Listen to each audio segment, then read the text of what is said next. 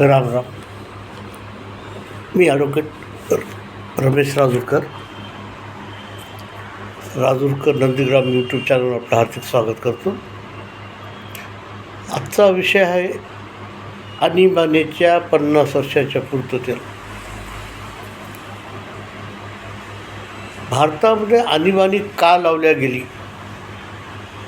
हे बऱ्याच जणांना माहिती नसेल. जयप्रकाश नारायण यांनी बिहारमध्ये मोठं आंदोलन सुरू केलं. त्याला विद्यार्थ्यांनी मोठ्या प्रमाणात साथ दिली आणि त्यावेळेसचं वातावरण सगळं इंदिरा गांधीच्या विरुद्ध गेलं होतं. इंदिरा गांधीचा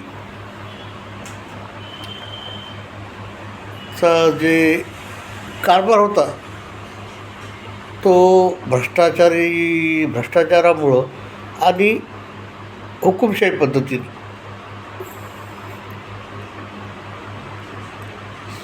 आणि मला यामध्ये एक आशा वाटतं की सुप्रीम कोर्टाने त्यावेळेला हे आणीबाणीच्या विरुद्ध पिटिशन सोमोटो घेऊन ही आणीबाणी का रोखली नाही. कारण बऱ्याच प्रकरणात ते स्वतःहून सोमोटिव्ह हे घेतात ते कॉग्निजन्स, आणि यावेळेला का घेतला नाही याचं कारण आहे की ज्युडिशरीमध्ये जे सुप्रीम कोर्टातले जे जजेस होते ते इंदिरा गांधींनी अपॉइंट केलेले होते. ही कॉलेजियन जी पद्धत आहे ना की न्यायाधीशांना नियुक्त करतात, तर त्यामध्ये सगळ्या सुप्रीम कोर्टामध्ये जे जज होते ते सगळे इंदिरा गांधींनी नियुक्त केलेले होते.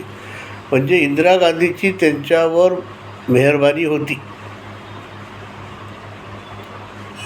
त्यामुळं त्यावेळेसच्या सुप्रीम कोर्टातल्या कोणत्याही जजेसनी किंवा चीफ जस्टिसनी याबद्दल कोणतीही ॲक्शन घेतली नाही. किंवा दुसरं असं की या आणीबाणीमध्ये झालं काय,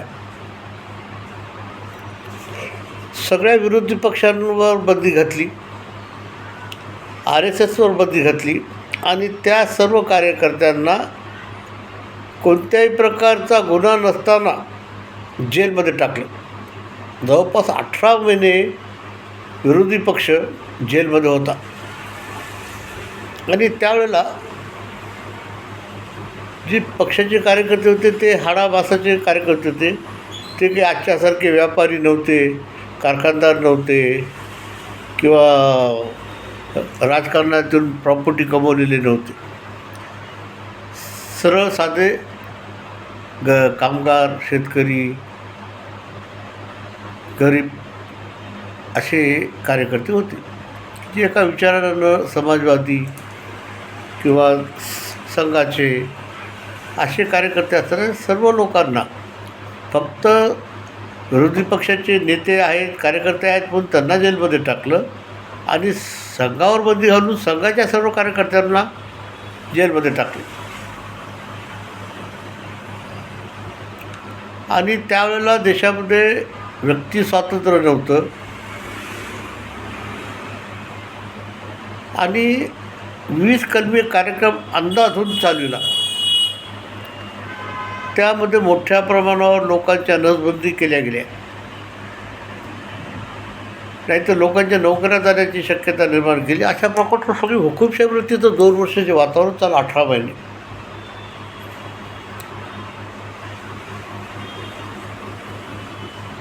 त्यामुळे भारताच्या आत्तापर्यंतच्या लोकशाहीच्या इतिहासामध्ये आणीबाणी ही काळे दिवस आहेत. 18 महिने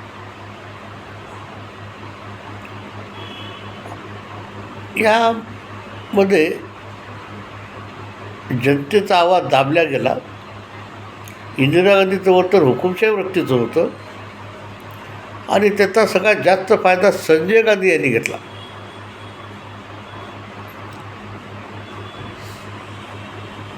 वीज कलमी कार्यक्रम सांगून तो अशा प्रकारे राबवला की तो हुकुमशाही पद्धतीनं की नसबंदीचं टार्गेट दिलं. सरकारी नोकरांनी 2 केसेस केल्याच पाहिजे, नाहीतर नोकरी जाणार.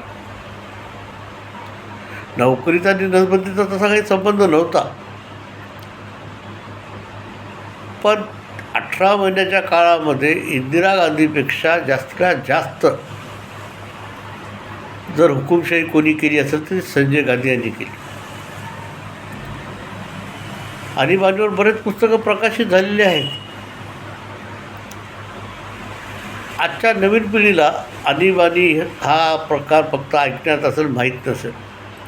पण आजच्या तरुणांनी त्यावेळेचे जे आणीबाणीवर लिहिल्या गेलेली पुस्तकं आहेत, ज्या लोकांचे अनुभव आहेत, ते पुस्तक वाचायला पाहिजे. ती माहिती महत्त्वाची आहे. म्हणून आज भारतामध्ये जो आणीबाणीचा काळा दिवस म्हणून पाळला जातो आहे, ते बरोबर आहे की त्या 18 महिन्यामध्ये जे काही लोकांनी भोगलं, सोसलं, सहन केलं. कित्येक लोकांच्या घरच्या चुली बंद झाल्या होत्या हो, कारण घरातला कर्ताच माणूस जेलमध्ये होता. कित्येक कुटुंब रस्त्यावर आले. आणि या बाबतीमध्ये त्या लोकांना पुढे काही मिळालं नाही. फक्त महाराष्ट्र राज्य शासनाने, या फडणवीस सरकारनं शासन आल्यानंतर त्यांना मानधन देण्याचा एक प्रयत्न सुरू केलेला आहे. त्यावेळेस झालेलं नुकसान आजचे पैसे देऊन काही भरपाई होणार नाही आहे. बऱ्याच कुटुंबाच्या मुलाची शिक्षणं झाली नाहीत, बऱ्याच कुटुंबातल्या मुलींचे लग्न झाले नाहीत. हा सगळा प्रकार त्या 18 महिन्याच्या काळामध्ये लोकांनी, भारतातल्या जनतेने भोगला आहे. आणि तेव्हा अटक करायचं, जेलमध्ये ते टाकायचं, त्याला काहीच कारण नसलं तरी, सरकारच्या विरुद्ध हा माणूस आहे असा जरी संशय आला तरी त्याला जेलमध्ये टाकलेलं. आणीबाणीचा काळ हा फार खडतर होता. सर्वसामान्य माणसालाही खूप त्रास झाला आहे त्याचा. विरोधी पक्षांना तर झालेलाच आहे, सगळ्या नेत्यांना. त्या 18 महिन्याच्या काळामध्ये विरोधी पक्ष संपूर्ण जेलमध्ये होता. गुन्हेगारांनी गुन्हा केल्यानंतर शिक्षा दिलेली आपण ऐकतो न्यायालयात. पण यामध्ये कोणताच गुन्हा नसताना सुद्धा त्यांना 18 महिने जेलमध्ये राहावं लागलं.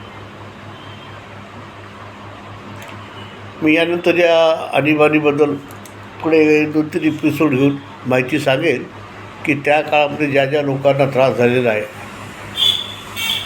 आणि बरेच लोक त्या काळामध्ये आजारी पडले, बरेच मृत्यू पावले.